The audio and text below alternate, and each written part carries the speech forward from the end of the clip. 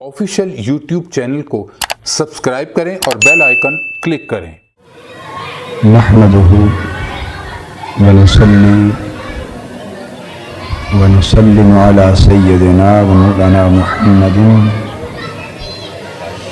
रसूलिहिन नबिय्यिल अमीनिल मकीनिल हनीनिल करीमिर रऊफिर रहीम। अम्मा बाद औज़ु बिल्लाहि मिनश शैतानिर रजीम। बिस्मिल्लाहिर रहमानिर रहीम। वज़क्किर फ़इन्न ज़िक्रा तनफ़उल मुमिनीन। सदक़ल्लाहु मौलानल अज़ीम।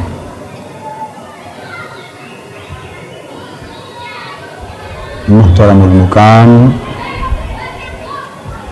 पीर सैयद तालिब मुहियुद्दीन शाह साहिब, मुहतरमुल मुकाम साहबजादा सैयद सलीम अकबर शाह साहिब, जुमला मशाइख़ उलमाए कराम और अज़ीज़ान मुहतरम और मुअज़्ज़ज़ हाज़िरीन, अल्लाह रब्बुल इज़्ज़त का शुक्र है कि आज हमें सुल्तानुल औलिया इमामुल आरिफीन परवुर्द फैज़ान गौसुल आज़म रज़ियल्लाहु तआला अन्हु हज़रत सैयदना शाह अबुल मआली रज़ियल्लाहु तआला अन्हु मज़ार अक़दस और आपके दरबार आलिया की हाज़री नसीब है और आपके उर्स मुबारक की पाक मजलिस में हम शरीक हैं। मुअज़्ज़ज़ हाज़िरीन, मैंने कुरान मजीद की एक आया करीमा पढ़ी है जिसमें अल्लाह तबारक व तआला ने इरशाद फरमाया, वज़क्किर फ़इन्न ज़िक्रा तनफ़उल मुमिनीन। ए महबूब सल्लल्लाहु तआला अलैहि वसल्लम, तू इन्हें नसीहत कर, नसीहत फरमा, इन्हें अल्लाह की यानी मेरी याद दिला, मेरी याद दिला, आखिरत की याद दिला, इन्हें नसीहत फरमा। बेशक नसीहत ईमान वालों को फायदा देती है। ये आयत करीम, इन्हें नसीहत फरमा और बेशक नसीहत तनफ़उल फ़इन्न ज़िक्रा तनफ़उल मुमिनीन, बेशक नसीहत ईमान वालों को, मोमिनों को फायदा देती। इस आयत करीमा में दो चीजें, एक नसीहत करने का हुक्म है, नसीहत करने का हुक्म है कि भलाई की बात पहुंचाई जाए, भलाई की बात पहुंचाई जाए, और दूसरे ये इरशाद है कि भलाई और नसीहत ईमान वालों को फायदा देती। ये बयान किया जा रहा है कि नसीहत और भलाई उन्हें फायदा देगी जिनके अंदर ईमान पहले से मौजूद होगा, जिनकी दिल की जमीन हमवार होगी, दिल की जमीन हमवार होगी और ईमान का बीज जहां होगा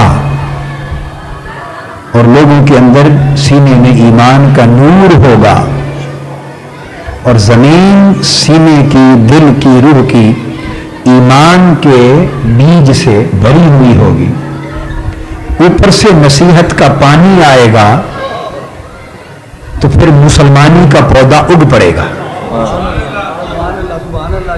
मुसलमानी का पौधा उग पड़ेगा, फिर उससे महक पैदा होगी, खुशबू पैदा होगी और उससे खैर फूटेगी। और अगर इसका मतलब ये हुआ कि अगर जमीन में ईमान का बीज न हो या बीज खराब कर दिया गया हो زمین خراب کر دی گئی ہو، اس میں گندگی کا ڈھیر ہو، اس میں بجائے ایمان کے بیج کے گندگی کے ڈھیر پڑ گئے ہوں، اور اس پر نصیحت کی بارش ہو، اس زمین پر نصیحت کی بارش ہو، نصیحت کا پانی گرے، تو بجائے اس میں کہ ہریالی پیدا ہو اور ہرے بھرے پودے نکلیں اور پھول پھل نکلیں، اس کی بجائے نصیحت کی بارش تو وہاں بھی ہو رہی تھی اور اب بھی ہو رہی ہے، مگر جب ایمان کا بیج بویا ہوا تھا اور زمین صاف تھی تو نصیحت کے پانی سے ہریالی اگ رہی تھی، اور جہاں صاف نہ تھی زمین اور زمین میں گندگی تھی تو نصیحت کا پانی وہاں بھی گرا، بارش ہوئی، مگر وہاں ہریالی کی بجائے بدبو اٹھی، تعفن پیدا ہوا اور بیماریوں نے جنم لیا۔ فَإِنَّ الذِّكْرَىٰ تَنفَعُ الْمُؤْمِنِينَ سے یہ دو باتیں معلوم ہوں۔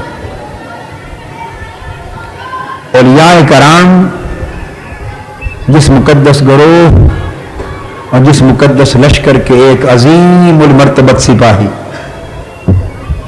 بلکہ سپہ سالار لشکر اولیاء کے اکابر اولیاء میں سے، جن میں سے ایک حضرت سیدنا شاہ ابو المعالی رحمت اللہ تعالی علیہ قدس سر العزیز کی ذات گرامی،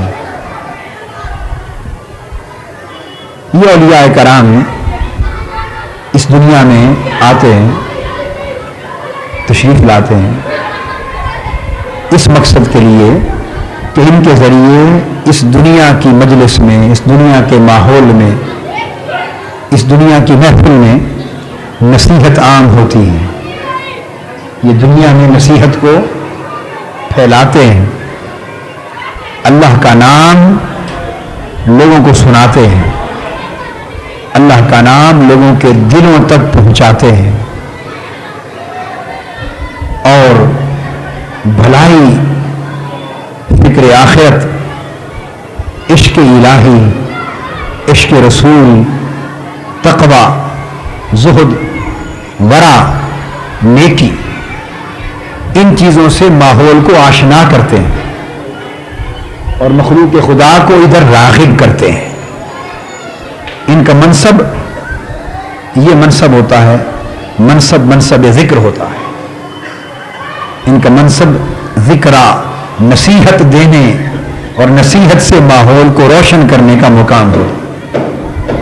یہ ہمیشہ دنیا میں تشریف لائے اور ان کے آنے سے دنیا کی تاریکی چھٹ گئی، ظلمتیں چھٹ گئیں، ماحول روشن ہوا۔ ان نے ہمیشہ آ کے اللہ کے نام کی شمع جلائیں، اللہ کے نام کے چراغ روشن کیے، اللہ کی یاد کا ماحول پیدا فرمایا، اور اللہ کی محبت، اللہ کی طاعت، اللہ کی عبادت اور اللہ کی معرفت کے سبق دیے لوگوں کو، اور جو لوگ اللہ کی یاد سے غافل ہو گئے تھے انہیں اللہ کی یاد دلا دی، غفلت سے دور کیا۔ جن لوگوں کا رشتہ اللہ سے ٹوٹ گیا تھا، اللہ سے بندگی کا رشتہ، انہوں نے آ کر مخلوق کا رشتہ اللہ سے جوڑ دیا۔ لوگ نادان پوچھتے ہیں کہ اولیاء اللہ کا کیا فائدہ ہے؟ تم اولیاء اللہ کی بارگاہ میں کیوں حاضر ہوتے ہو؟ اولیاء اللہ کی بارگاہ میں تم کیوں حاضر ہوتے ہو؟ تمہیں ان کی مجلس سے کیا ملتا ہے؟ لوگ پوچھتے ہیں تمہیں ان کی مجلس سے کیا ملتا ہے؟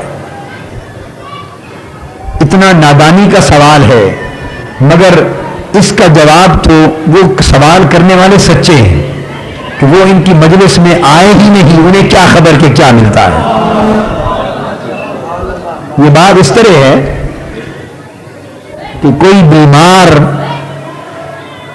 کسی سے پوچھے کہ تم ڈاکٹر کے پاس جاتے ہو تمہیں کیا ملتا ہے، اور خود بیمار ہو، خود ڈاکٹر کے پاس نہ جائے، اور جو مریض ڈاکٹر کے پاس جائے اس سے پوچھے تمہیں ڈاکٹر کے پاس کیا ملتا ہے۔ اب یہ نہ ڈاکٹر کے پاس کبھی گیا نہ اسے خبر کہ کیا ملتا ہے، تو اس نے تو خالی اعتراض ہی کرنا سیکھا نا، اس نے تو خالی اعتراض کرنا سیکھا۔ یہ کہنا کہ تمہیں اولیاء کی مجلس سے کیا ملتا ہے، میں صرف ایک جملے میں اس کا جواب دینا چاہتا ہوں. اگر کسی کی سمجھ میں بات آ جائے اس کا نصیب، نہ آئے تو اس کا نصیب. یہ تو نصیب کی بات. ان لوگوں کے لیے جو یہ پوچھتے ہیں کہ اولیاء اللہ کی مجلس میں کیا ملتا ہے، بھئی میرا ایمان ہے کہ ان کی مجلس سے اللہ ملتا ہے. ان کی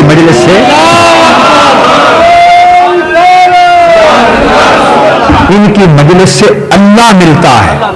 اور دو باتیں کہنا چاہتا ہوں کہ اس سے اللہ مل جائے تو اس سے بڑی خیر کوئی نہیں کائنات میں. اللہ مل جائے تو اس سے بڑی خیر کوئی نہیں کائنات میں. تو جس مجلس سے اللہ ملے اس مجلس سے بڑی بھی کائنات میں کوئی مجلس ہوگی.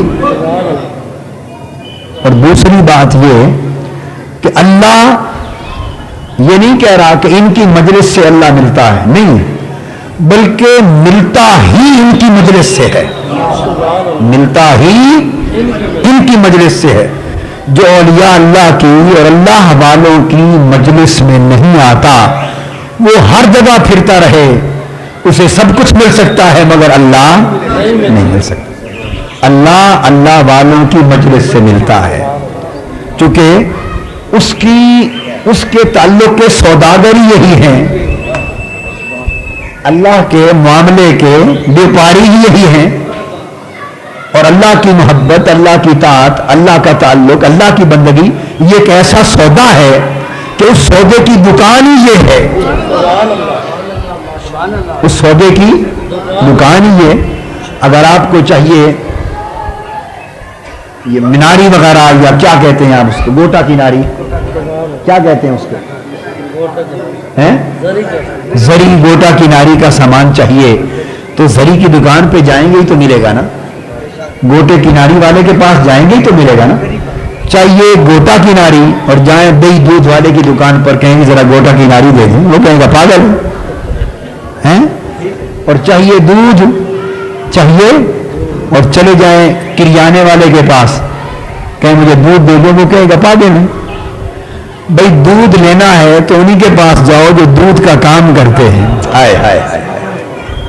اگر دودھ چاہیے تو انہی کے پاس جاؤ جو دودھ کا کام کرتے ہیں. بڑی سیدھی سی بات ہے. اگر مولا چاہیے تو انہی کے پاس جاؤ جو مولا کا کام کرتے ہیں.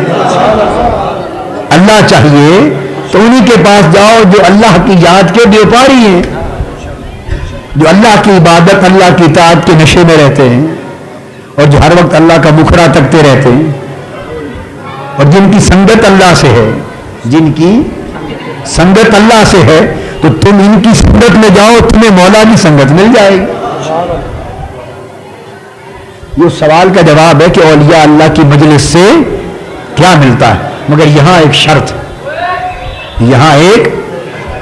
ہے، وہ یہ کہ ان کی مجلس میں آؤ اللہ کے لیے.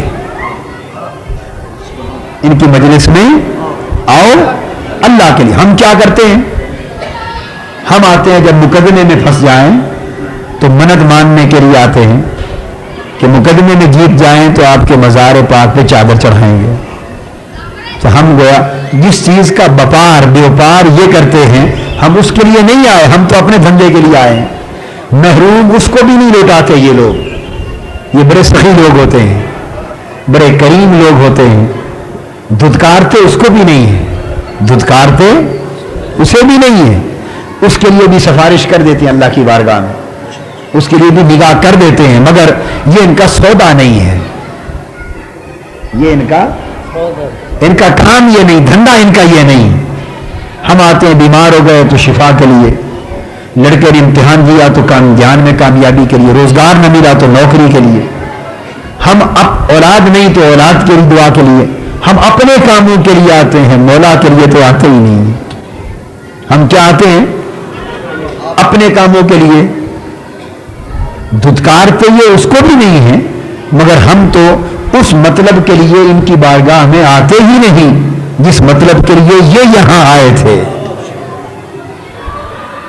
جس کام کے لیے انہیں بھیجا گیا تھا ہم تو اس کام کے لیے ان کی بارگاہ میں جاتے ہی نہیں. اور اگر کوئی اس کام کے لیے جانے والا چلا جائے اس کام کے لیے کوئی ان کی بارگاہ میں جائے جس کے لیے یہ آئے تھے. یہ کس لیے آئے تھے؟ کہ جو مخلوق مولا سے بچھڑ گئی ہے ان بچھڑے ہوئوں کو مولا سے ملا دیں. یہ کیوں آئے تھے؟ کہ لوگ بچھڑ گئے ہیں مولا سے، اللہ کو بھول گئے ہیں، اللہ سے تعلق ٹوٹ گیا ہے، دنیا میں گر گئے ہیں، دنیا میں مر گئے، وہ رشتہ روح کا ٹوٹ گیا ہے اللہ سے. یہ اس لیے آئے تھے کہ ٹوٹی ہوئی ڈوریوں کو جوڑتے جائیں، گانٹھ باندھتے جائیں، بھولے ہوئوں کو اس کی یاد دلاتے جائیں، بچھڑے ہوئوں کو مولا ملاتے جائیں، تعلق جوڑتے جائیں، اللہ کے تعلق والی ڈوری جوڑتے آئے اس لیے تھے. اب جب ان کی بارگاہ میں کوئی آتا ہے، صبح سے شام تک لوگ حاضر ہوتے ہیں، یہ زندہ ہے، مزار پہ ہر آنے والے کو پہچانتے ہیں. جو مزار پہ ہر آنے والے کو پہچانتے ہیں، ہر عرض کرنے والے کو سنتے ہیں، ہر عرض کرنے والے کو سنتے ہیں، پہچانتے ہیں، توجہ فرماتے ہیں. اور جو شخص کہتا ہے کہ یہ نہیں دیکھتے، جو شخص کہتا ہے یہ نہیں دیکھتے، میں اللہ کے گھر میں اللہ کی قسم کھا کے کہتا ہوں کہ وہ خود اندھا ہے، وہ خود اندھا ہے. جو انہیں کہتا ہے نہیں دیکھتے، وہ نہیں دیکھتا. کاش وہ دیکھنے والا ہو تو یہ دیکھنے والے خود بخود نظر آ جائیں. اور جو یہ سمجھتا ہے کہ یہ نہیں سنتے وہ خود بہرا ہے. جو یہ سمجھتا ہے کہ یہ نہیں جانتے وہ خود جاہل ہے. اور جو یہ سمجھتا ہے کہ یہ نہیں پہچانتے وہ خود نااہل ہے. یہ پہچانتے ہیں، مگر بات یہ ہے کہ پہچانتے ہر ایک کو ہیں اور دیکھتے ہیں کہ کون کس لیے آیا ہے. تو صبح سے شام تک لوگ حاضر ہوتے ہیں ان کی بارگاہ میں. جب یہ حیات ظاہری میں ہوتے ہیں تب بھی، اور جب یہ وصال فرما جاتے ہیں تب بھی. تو پھر تب بھی ان کا مزار صحبت بن جاتا ہے، ان کا مزار صحبت بن جاتا ہے. جب حیات ظاہر میں ہو تو ان کا وجود صحبت ہوتا ہے، جب مزار میں چلے جائیں ان کی روح صحبت ہوتا ہے. صحبت پہلے بھی ہوتی ہے، صحبت بعد میں بھی قائم رہتی ہے، صحبت منقطع نہیں ہوتی. تو ہر آنے والے کو دیکھتے ہیں، سنتے ہیں کیا مانگتا ہے. تو ان کی روح صبح سے لے کے شام تک آنے والے بیوپاریوں کو، گاہکوں کو دیکھتی سنتی رہتی ہے. دن بھی گزر جاتا ہے، شام بھی گزر جاتی ہے، اگلا دن بھی گزر جاتا ہے، اگلی رات بھی گزر جاتی ہے، اس سے اگلا دن بھی گزر جاتا ہے، اگلی رات. ہفتوں پر ہفتے گزر جاتے ہیں، مہینوں پر مہینے گزر جاتے ہیں، اور سالوں پر سال گزر جاتے ہیں.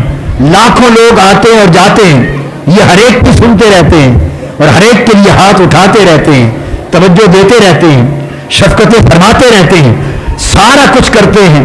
مگر انہیں تعجب ہوتا ہے، حیرت زدہ ہوتے ہیں، اور حیرت زدہ ہو کر یہ مزار میں اوپر تکتے ہیں، عرض کرتے ہیں مولا دنیا میں اتنی وحشت ہو گئی، یہ لوگ تجھے اتنا بھول گئے کہ اب 1,00,000 آدمی میرے مزار سے ہو کر چلا گیا اور ہم منتظر رہے، ہر کوئی اپنی اپنی مانگتا رہا، کسی نے ہمارے پاس آ کر تجھے نہیں مانگا.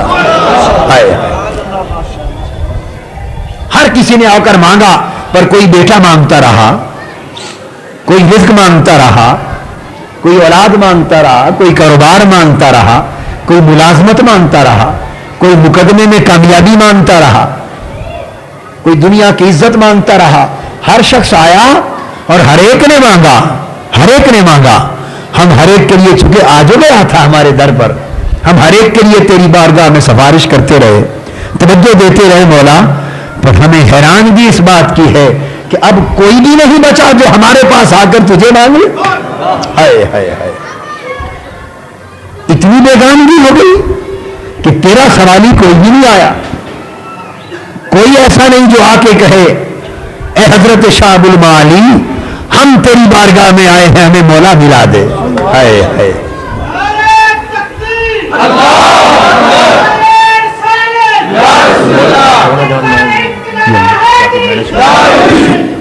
ہم آپ کی بارگاہ میں آئے ہیں کہ ہمیں اللہ مل جائے، ہمیں مولا ملا دے، ہمیں اللہ نصیب ہو جائے.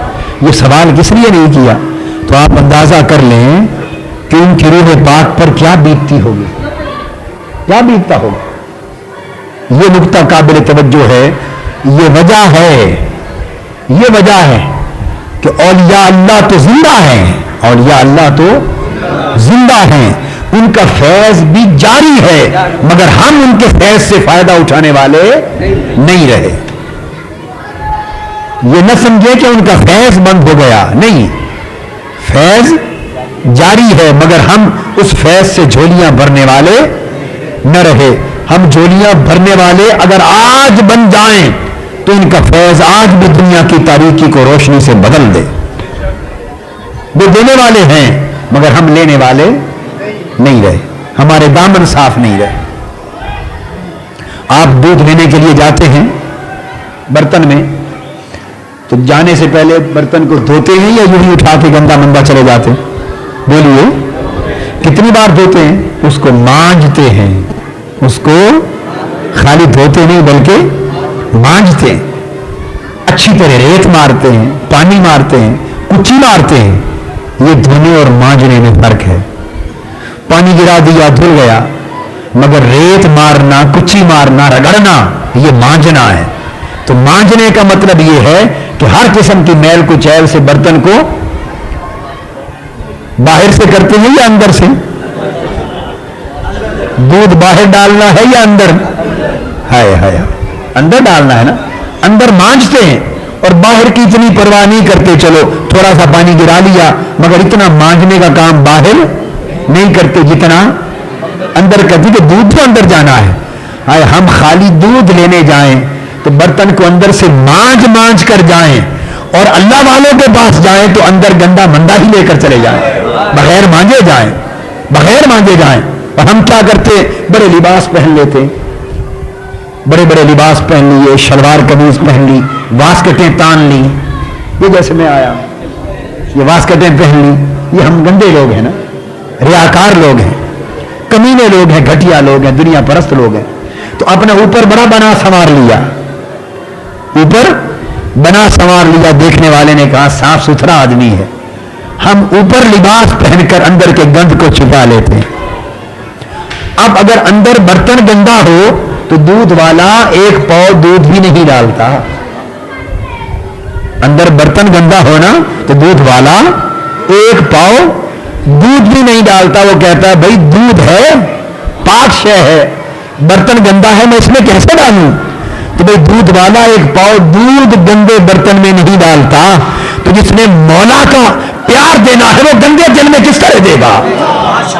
ہماری روح گندی، ہمارا دل گندا، ہمارا من گندا، اندر میل کچیل، اندر غلاظتیں، اندر منافقت، اندر حرص، اندر لالچ، اندر دنیا پرستی، اندر تکبر، اندر غرور، اندر حرص، اندر نفاق، ساری غلاظتیں دنیا جہان کی اندر، اوپر سے ٹیپ ٹاپ، اوپر سے ٹیپ ٹاپ، سارے جہان کی غلاظتیں، میل کچیل، نفسانیت، انانیت، حیوانیت، سبیت، بہیمیت، سارے گند اندر ہیں۔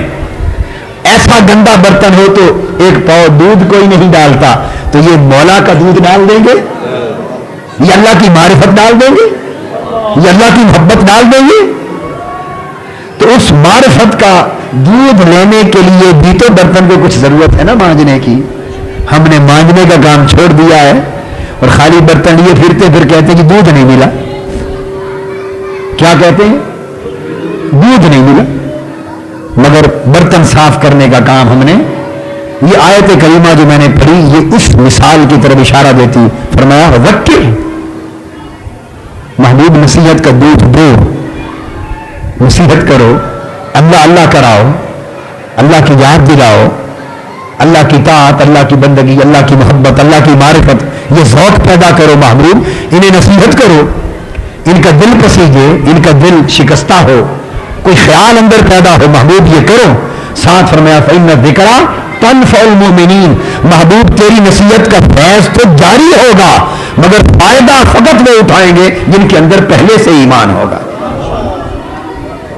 جن کے اندر پہلے سے ایمان ہوگا تو انہیں فائدہ ہوگا، کیونکہ اس ایمان سے مراد اندر کا برتن مانجنا ہے، برتن مانجنا، وہ ہوگا تو فیض مل جائے گا، وہ نہیں ہوگا تو فیض نہیں ملے گا۔ اب اس حوالے سے جو نکتہ سمجھانا چاہتا ہوں وہ یہ کہ اولیاء اللہ تو موجود ہیں، اولیاء اللہ تو موجود ہیں, زندہ ہیں, ان کے مزار موجود ہیں, ان کی روحیں موجود ہیں, ان کے جسم بھی سلامت,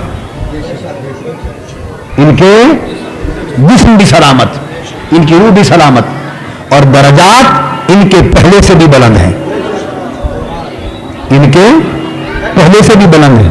تو ادھر تو کوئی کمی نہیں, ادھر کوئی کمی نہیں. یہ جو کمی والی باتیں لوگ آپ کو بتاتے ہیں نا, ان کے اپنے اندر کمی ہے. دو طریقے ہیں نا بات کرنے کے, ایک طریقہ ہے کمی کی بات کرنے کا, ایک ہے بھری بھری بات کرنے کا. ایک گلاس میں اگر ایک سیر کا گلاس ہو, ایک کلو کا گلاس ہو, اس میں 3 پاؤ اگر پانی, دودھ یا شربت ڈالا ہوا ہو, 1 پاؤ خالی ہو, کیا 1 پاؤ کی جگہ خالی اور 3 پاؤ بھرا ہوا ہو, تو وہ سامنے کے میز پر رکھ دیں, میز پر 2 آدمی ہوں اور انہیں کہیں کہ بیان کریں اس گلاس کا. تو میں آپ کو جو نقطہ سمجھانا چاہتا ہوں, یہ طبیعت میں فرق ہوتا ہے, فطرت میں, مزاج میں, تخلیق میں, خلقت میں فرق. کیا ایک کو دونوں کے سامنے گلاس ایک ہی بڑا ہے, ایک کو کہیں جی آپ بولیں, وہ کہے گا جی 1 پاؤ خالی ہے, ایک کہے گا اتنا خالی ہے. تو اس کی نظر خالی پر ہی جائے گی, جتنا حصہ خالی ہے اس کی نظر اسی حصے پر جائے گی. یہ اس کا اپنا انداز ہے, نگاہ ہے. دوسرا دیکھے گا, آپ وہ بیان کریں, وہ کہے گا جی 3 پاؤ بھرا ہوا ہے, اتنا بھرا ہوا ہے. وہ بھی سچا اور ہے وہ بھی سچا. مگر یہ میں آپ کو, یہ جو جھگڑے ہوتے ہیں نا مسلکوں کے, کیا مسلکوں کے جھگڑے ہوتے ہیں, فرقہ وارانہ بحثیں بن جاتی ہیں, مناظرے ہوتے ہیں, پھر ایک دوسرے کو کافر بنانے لگ جاتے ہیں. یہ ہر ایک سے پوچھے, اپنی جگہ ہر کوئی سچا بنتا ہے, اپنی جگہ. میں علمی نہیں, ایک سادہ سی بات سمجھا رہا ہوں, سادہ سی, اور ایسی سمجھا رہا ہوں جو آپ کے ذہن میں بیٹھ جائے. ہر کوئی اپنی جگہ سچا بنتا ہے, دلائل دیتا ہے, دلائل کے انبار لگاتا ہے. مجھ سے کوئی پوچھے کہ دونوں میں فرق کیا ہے, مجھ سے کوئی پوچھے دونوں میں فرق کیا ہے, تو اگر تو علم اور دلائل کی طرف آئیں تو پھر فرق کئی نکل آئیں گے, پھر فرق کئی نکل آئیں گے. اور اگر سادہ سی ایک موٹی بات کرنی ہو تو ایک ہی فرق ہے, وہ بھی سچا ہے, یہ بھی سچا ہے. تو فرق کیا ہوا؟ فرق یہ ہے کہ دونوں کی فطرت, خلقت اور مزاج میں یہ فرق ہے کہ اسے جو خالی ہے وہی نظر آتا ہے, اسے جو بھرا ہوا ہے وہ نظر آتا ہے. اس کی نگاہ بھرے ہوئے حصے پر ہے, اس کی نگاہ خالی پر حصے. بس اتنی بات. اب یہ نصیب کی بات. تو جس کو بھرا ہوا زیادہ دکھائی دے, اللہ اسے بھی بھر دیتا ہے, اللہ اسے بھر دیتا. اور جس کی نگاہ ہی خالی حصے پر رہے ہر وقت عمر بھر, وہ خود بھی خالی رہتا ہے, وہ خود بھی خالی رہتا ہے. تو دونوں میں سے کس کی نگاہ اچھی ہے, کون اچھا ہے؟ جو دوسرے کو دیکھے تو بھرا ہوا نظر آئے اور خود کو دیکھے تو خالی نظر آئے. اور ان سے پوچھیں تو خود کو بھرا ہوا سمجھتے ہیں, خود کو بھرا ہوا سمجھتے ہیں, اوروں کو خالی سمجھتے ہیں. تو میں یہ عرض کر رہا تھا کہ جو نقطہ سمجھا رہا ہوں وہ یہ کہ یہ زندہ ہیں, ان کا فیض بھی جاری, یہ بھرے ہوئے لوگ ہیں. یہ ہم خالی برتن ہیں, یہ بھرے ہوئے لوگ ہیں, یہ بھرے ہوئے. اور بھرے ہوئے میں فرق ہے. اب بغداد شریف والوں کا برتن اپنا ہے, ان کا اپنا حساب ہے. اجمیر شریف والوں کا حساب اپنا ہے, حضور داتا صاحب کا حساب اپنا ہے. برتن جدا جدا ہے, مگر یہ سارے, یہ لشکر ہی بھرے ہوئوں کا ہے, یہ لشکر بھرے ہوئوں کا ہے. اور ہم یہ لوگ خالی. یہ اچھے لوگوں کو چھوڑ کر ہم اپنی بات کر رہے ہیں, آپ لوگ میں ہم خالی لوگ ہیں. چونکہ خالی ہیں اس لیے کھڑکتے بہت ہیں, آواز دیتے ہیں نا, خالی برتن کو بجائیں آواز دیتا ہے. ہم جو زیادہ بولتے ہیں نا ہم خالی ہیں, آواز دیتے ہیں, اور جو بھر جاتے ہیں وہ خاموش ہو جاتے ہیں. گھڑا بھر جائے تو پھر ٹھکورے تو آواز نہیں دیتا, اور خالی ہو تو بڑا گرجتا ہے, آواز دیتا ہے.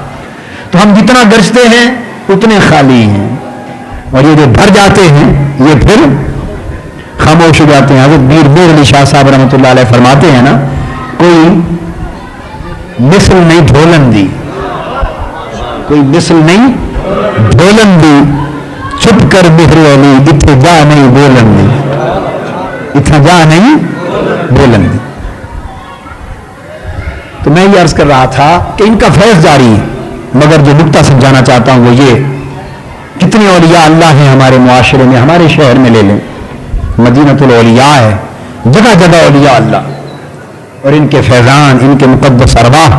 مگر آپ نے کبھی غور کیا؟ یہ بات سمجھانا چاہتا ہوں کہ جو جو دن گزرتے جا رہے ہیں، دن بدن ہمارے ایمان کی حالت کمزور ہوتی جا رہی ہے، معاشرہ ایمان کے لحاظ سے تباہ ہو رہا ہے.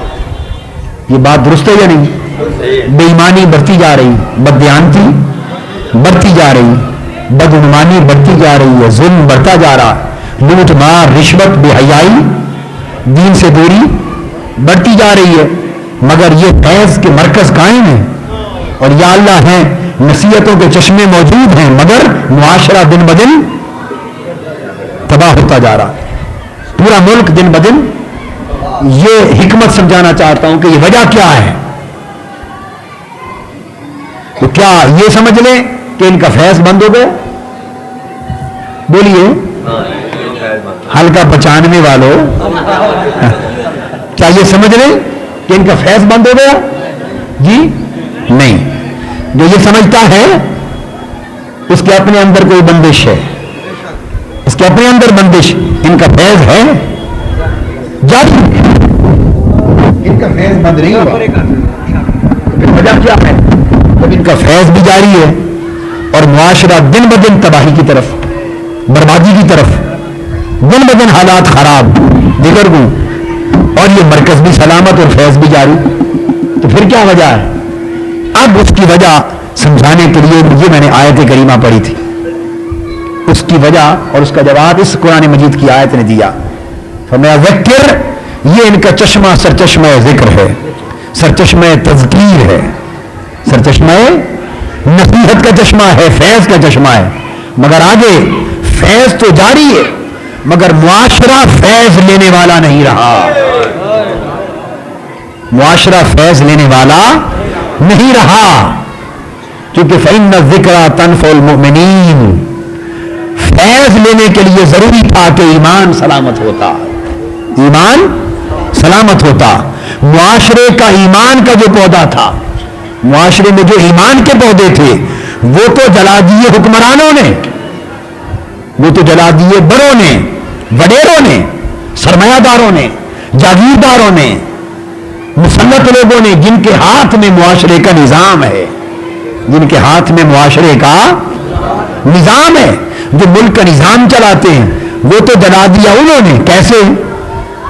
وہ غریب شخص، اسے اپنے گھر کا کوئی کام ہے، دفتر میں جاتا ہے، 100 بار دھکے کھاتا ہے، بغیر رشوت کے کام نہیں ہوتا، تو وہ رشوت دینے پر مجبور، وہ رشوت. اور جو دفتر میں ملازم ہے کلرک، وہ خالی تنخواہ لے کر جاتا ہے تو 10 دن بچوں کو روٹی ملتی، 20 دن روٹی نہیں ملتی.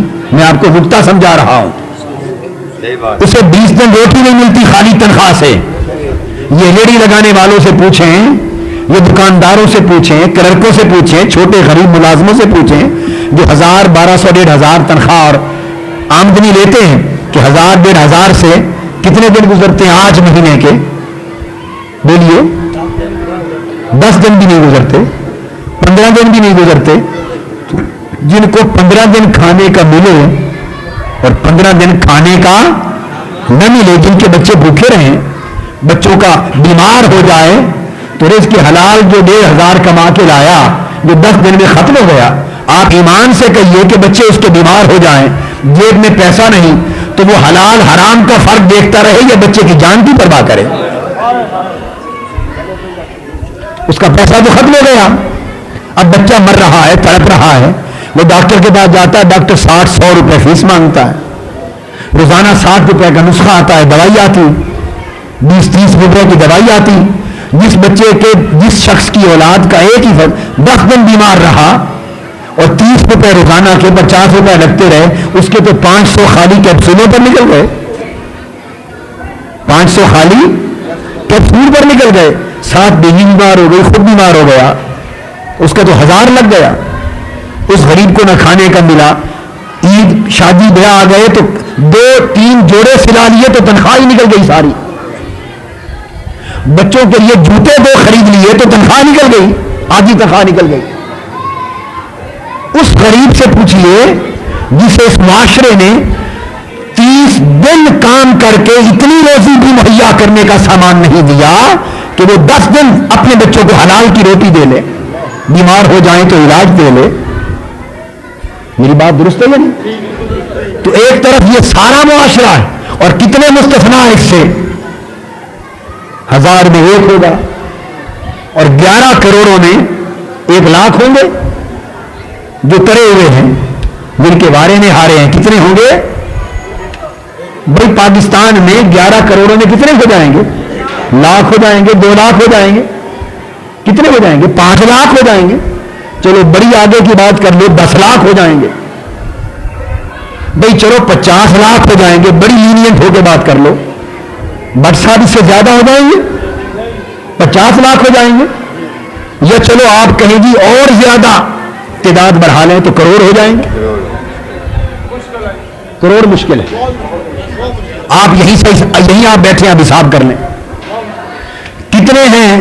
مجھے آپ جواب دیں کتنے ہیں آپ میں سے, ہم خانہ خدا میں بیٹھے, ہم خانہ خدا میں بیٹھے ہیں, کتنے ہیں جو ساری جائز ضرورتیں اپنی اور اپنے خاندان کی پوری کر کے بینک بیلنس بناتے ہیں؟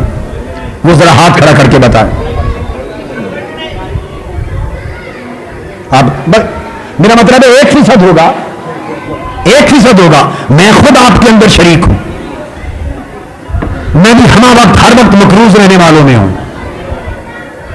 میری بات سمجھے نا؟ 25 سال بابلہ میں نوکری کی, چپراسی کی بابلہ ہوتے ہیں, سائیکل تک نہیں لی. افسروں کے پاس کوٹیاں ہیں, بنگلے ہیں, کاریں ہیں.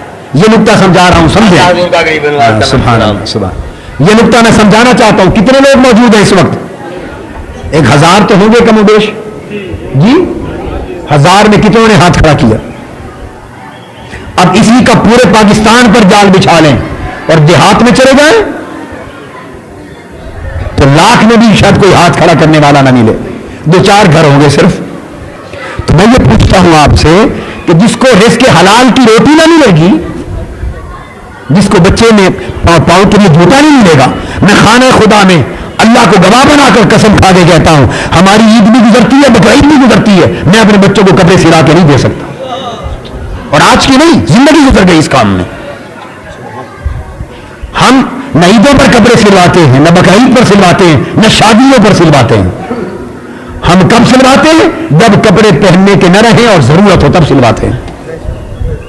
میرے بچوں نے کبھی نہیں کہا کہ عید آئی ہے کپڑے سلوا دو, عید آئی ہے جوتے لے دو, شادی ہے کپڑے سلوا دو. نہیں, ان کو پتا ہے کہ یہاں حلال کا رزق آتا ہے. یہ ہماری حالت ہے, جبکہ اللہ کا شکر ہے کہ ہمیں کوئی تنگی نہیں ہے. یہ جن کو تنگی نہیں ہے ان کی حالت ہے, اور جو تنگ دستی کا وقت گزار رہے ہیں خدا جانے ان کی شامیں اور راتیں کس طرح بیتتی ہیں. تو جس معاشرے میں کروڑوں لوگ رزق حلال سے ترس رہے ہوں اور علاج, معالجہ, روزی, تعلیم, کھانا پینا, کپڑا, بنیادی ضروریات کو ترس رہے ہوں, وہ اگر حرام نہ کھائیں تو بتائیں کیا کھائیں؟ وہ کیا کھائیں؟ رشوت نہ لیں تو کیا لیں؟ کتنے لوگ ہوں گے ان جیسے جو لاکھوں میں بھی ایک مشکل سے ملیں گے, ہزاروں میں ایک مشکل سے ملے گا, جو بھوک سے مرنا برداشت کر لے گا مگر رشوت نہیں لے گا اور حرام نہیں لے گا. ایسے 2-4 کو چھوڑ دیں, ہر 100 میں 2-4 نکال دیں, سینکڑوں میں 2-4 نکال دیں, باقی کیا کرے؟ کوئی جھوٹ بول کے کمائے گا, کوئی رشوت لے گا, کوئی غبن لے گا, کوئی جیب کاٹے گا, کوئی مہنگا بیچے گا, کوئی گندا سامان بیچ کے زیادہ قیمت لے گا, کوئی ریڑھی والا, دکاندار والا, غریب. 100 طریقے ہیں ناجائز کمانے کے. تو لوگ تو پل ہی ناجائز ذریعے پر رہے ہیں. اگر وہ ناجائز بھی نہ رہے تو جائز تو پہلے ہی نہیں ان کے پاس, ناجائز بھی نہ رہا تو یا مر جائیں یا حرام کھائیں, تیسرا راستہ کوئی نہیں. کیا تیسرا؟ یا حرام کھا کر جیے یا مر جائیں, تیسرا راستہ کوئی نہیں. تو لوگوں نے مرنا قبول نہیں کیا, ناجائز کے ذریعے پیٹ پال رہے ہیں. تو جس معاشرے کا نظام جاگیرداروں اور سرمایہ داروں اور بدعنوان حکمرانوں کے ہاتھوں میں ہو, اور وہ ملک کا نظام بدلنے کی بجائے جو بولے اس کے منہ میں لقمہ دے دیں، جو بولے اسے چپ کرا دیں، 4 پیسے دے کر چپ کرا دیں، اور وہ چپ کر جائے اور سمجھے سارا اچھا ہے، ہائے ہائے ہائے، اور جو مزید بولے پھر اس کا سر کچل دیں، اسے تھانے بھیج دیں، جو اور بولے اسے پھر جیل بھیج دیں، اور جو اور بولے اسے قبر میں بھیج دیں۔ یہ نہیں ہے حالات؟ تو جہاں لوگ اس طرح لوگوں کو دبا کے رکھیں، اس طرح لوگوں کو دبا کے رکھیں، میں آپ کو خانے خدا میں بتاؤں، مجھے بڑے لوگ ملے، سینکڑوں ہزاروں لوگ ملے اس طرح کے، جن کے جذبات اس طرح مجھے پہنچے، جذبات اس طرح کے جذبات پہنچے، بھئی کیا وجہ ہے؟ وہ کہتے ہیں جی کیا اتنے عرصے سے بے روزگار تھے، چھوٹی موٹی نوکری ملی ہے، اگر ذرا کھل کر کام کریں تو نوکری سے نکال دیں گے۔ یہ بات درست ہے یا غلط؟ حتیٰ کہ کہا کہ اگر آپ کی کیسٹ سن رہے ہو نا لگا کر، میری کیسٹ سن رہے ہوں، اگلے دن جواب طلبی ہو جاتی ہے، جواب طلبی ہو جاتی، سر پھوڑ دیتے ہیں، مقدمہ ہو جاتا ہے، طلبی ہو جاتی ہے کہ تمہیں جینا ختم کر دیں گے تمہارا۔ تم ہوتے ہو قابل صاحب کی کیسٹ سننے والے، جہاں لوگوں کو اس طرح سنایا جائے، دبایا جائے، تو وہاں وہ لوگ کس طرح کی زندگی بسر کریں؟ تو جن کے صبح و شام اس حال میں گزریں، حرام کھائیں، ڈر کے رہیں، پریشان ہوں، دکھی ہوں، روزگار سے تنگ ہوں، جن کی زندگی اس طرح بوجھ میں دبی ہوئی ہو، ان کے اندر برتن کہاں سے منجے اور وہ یہاں مولا کو مانگے یا آپ کے ملازمتیں مانگے بیچارے، وہ فیض کہاں سے لیں؟ چونکہ معاشرہ غلط راہ پہ چل پڑا، اس لیے فیض تو جاری ہے مگر معاشرہ فیض حاصل کرنے سے محروم ہو گیا۔ اب اس جاری فیض کو معاشرے تک پہنچانا ہے، اس فیض کو معاشرے تک پہنچانا ہے تاکہ لوگ اس فیض سے رنگنے لگیں۔ تو اب اس میں جو درمیان کی رکاوٹ کیا ہے؟ نظام۔ درمیان کی رکاوٹ کیا ہے؟ نظام۔ جس نظام نے معاشرے کو اس قابل نہیں چھوڑا کہ معاشرہ فیض لے سکے، اگر یہ نظام بدل جائے، اگر یہ نظام بدل جائے اور دیوار راستے کی ہٹ جائے تو فیض تو جاری ہے، گھر گھر پہنچ جائے گا، ایمان کے پودے ہرے بھرے ہو جائیں گے، ایمان کے کھیت لہلہانے لگیں گے، ہریالی آ جائے گی۔ اگر نظام بدل جائے تو رکاوٹ ہٹ جائے گی۔ ہم لوگ اب جو اٹھے ہیں، نہ کوئی منفیت، نہ کوئی حرص، نہ لالچ، فقط اس لیے اٹھتے ہیں کہ درمیان والی دیوار کو گرا دیں تاکہ فیض پوری دنیا میں عام ہو جائے۔ نعرہ تکبیر، نعرہ رسالت، انقلاب انقلاب، انقلاب انقلاب۔ آپ کہیں حضرت صاحب المعالی، دربار حضرت صاحب المعالی، فیض حضرت صاحب المعالی، فیضان حضرت صاحب المعالی، فیضان غوثیہ، فیضان قادریہ، یہ حضور غوث پاک کے فیض یافتہ اور ان کا خانوادہ سارا، اللہ انہیں سلامت آباد رکھے۔ تو میں یہ عرض کرنا چاہتا ہوں کہ ہماری جنگ ساری اتنی ہے کہ اس درمیان کی دیوار کو گرا دیں، نظام بدل دیں تاکہ جو جاری چشمے ہیں فیض کے، جاری تو ہیں ہی، اس سے ہر کوئی جھولیاں بھر سکے۔ یہ معاشرے کا نظام جو ہے اس نے تباہ کر دیا۔ معاشرے کے نظام نے، حدیث پاک میں ہے، حدیث پاک حضور علیہ السلام نے فرمایا کاد الفقر ان یکون کفرا، فرمایا ممکن ہے کہ غربت اگر بڑھ جائے، غربت بڑھ جائے تو یہ ممکن ہے کہ غربت کفر میں بدل جائے۔ غربت جسے کھانے کا نہیں ملے گا اور 10 سال ہی بیت جائیں گے، زندگی بیت جائے گی، محنت کر کر کے پیٹ کاٹ کاٹ کے بچہ پڑھایا 16-14 سال، اور پڑھا کے جب ڈگری لے کے نکلا تو 5 سال دھکے کھاتے گزر گئے، نوکری کوئی نہیں، ریڑھی لگا رہا ہے، اور اب ملتی انہیں کو ہے جن کے پہلے ہی بارے نہیں آ رہے ہیں، جو MLA ہیں بس ان کی نوکری، جو MP ہے اس کی نوکری، جو وزیر ہے اس کی نوکری، جو مشیر ہے اس کی نوکری، جو وزیر اعلیٰ اور وزیر اعظم کے لوگ ہیں ان کی نوکری، اور جو اللہ کی ساری مخلوق پڑی ہے ان کے لیے تو جس کو روزگار نہ ملا وہ کہاں جائے، جسے رزق نہ ملا وہ کہاں جائے، جسے علاج نہ ملا وہ کہاں جائے، جس کو زندگی کا حق نہ ملا وہ کہاں جائے. تو ان ساری پریشانیوں نے ملا کر ہمارے ایمان کے پودے کو دبا دیا ہے. یہ بات سمجھ آئی ہے؟ ہمارے ایمان کے پودے کو دبا دیا ہے. اب وقت ہے کہ ان پریشانیوں کے بوجھ کو اٹھا کے پھینکا جائے تاکہ ایمان کا پودا پھر اٹھے, ہریالی آئے. ادھر ہریالی آئے, ان کا فیض ہو, ہر طرف محکار ہی محکار ہو جائے.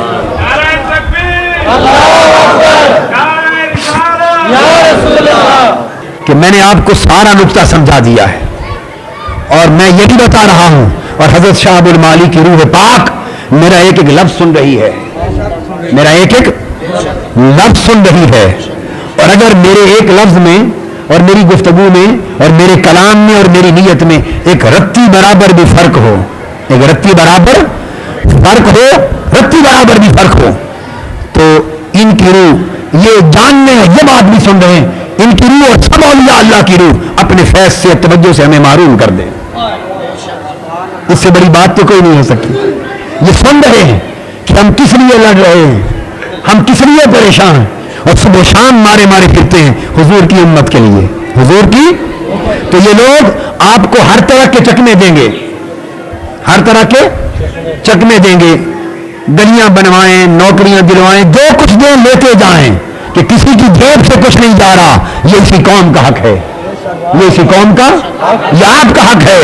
سارا کچھ جو کرے کرتے جائیں اوپر سے, مگر جب پرچی ڈالنے کے لیے جائیں وہاں نہ کوئی وہ ہوگا نہ یہ ہوگا, وہاں فقط مولا ہوگا, وہاں اللہ ہوگا, وہاں اللہ ہوگا. بس اتنی بات یاد رکھ لیں کہ کسے دینے سے اللہ راضی ہوگا اور کسے دینے سے اللہ ناراض ہوگا. اتنی بات یاد رکھ لیں. میں نے تو آپ کو بات سمجھا دی. اللہ حضرت سیدنا حضرت شاہ ابو المعالی رحمۃ اللہ علیہ کے مزار کو آباد رکھے, ان کے دربار کو آباد رکھے, اولیاء اللہ کے فیض کو آباد رکھے. اللہ پاک ہمارے حال پہ لطف و کرم کرے اور اس بارگاہ کی حاضری قبول ہو.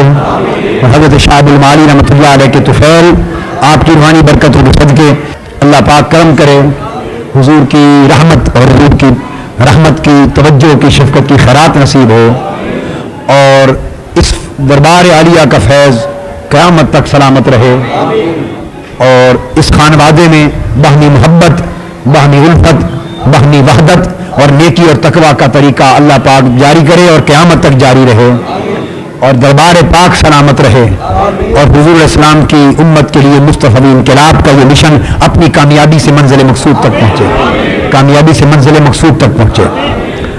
ہمیں حضور اسلام کے عشق اور محبت میں پناہ کر دے, آقا کی غلامی عطا کر, اور اولیاء کرام کی محبت, ان کی اطاعت اور ان کے نقش قدم پر ظاہر اور باطن میں چلنے کی توفیق عطا فرما.